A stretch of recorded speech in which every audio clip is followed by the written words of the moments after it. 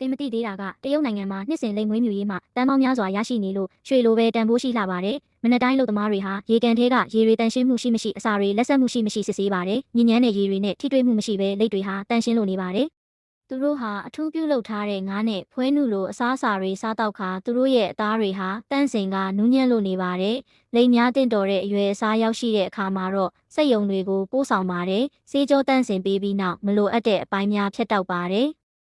မီးကင်နာကိုတော့အလွန်ကြိုက်နှစ်သက်ကြပါတယ်။လိုအပ်တဲ့အမွှေးကြိုင်များနဲ့အရသာမှုန့်များရောဆက်ထားတဲ့အချင်းရီတုပ်လိမ့်ပါတယ်